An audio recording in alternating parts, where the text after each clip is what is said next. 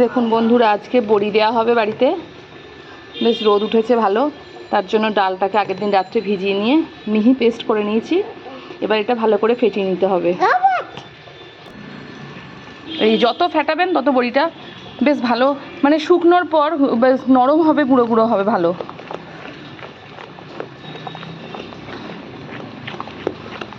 খুব ভালো করে ফেটিয়ে নিতে হবে এটাকে, অনেকক্ষণ ধরে ফেটাতে হবে।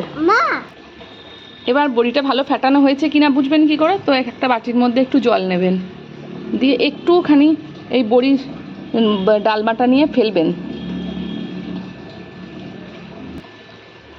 এই দেখুন, এই ডালবাটাটা ভেসে উঠেছে। যখন ভেসে উঠবে জানবেন ফেটানো আপনার কমপ্লিট। এবার একটা এরকম সাদা কাপড় নিয়ে নেবেন, বেশ পরিষ্কার কাপড়টা যেন হয়, দিয়ে তার মধ্যে বড়ি দিলে কি বড়িগুলো শুকিয়ে গেলে তুলতে অনেক সুবিধা হয়। দাঁড়ান দেখাচ্ছি।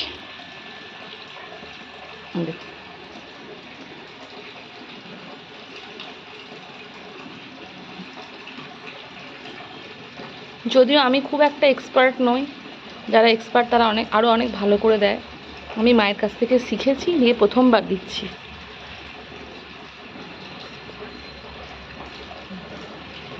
এই যে এই অল্প অল্প করে নিয়ে এরম এরম করে একটু করে দিতে হয়।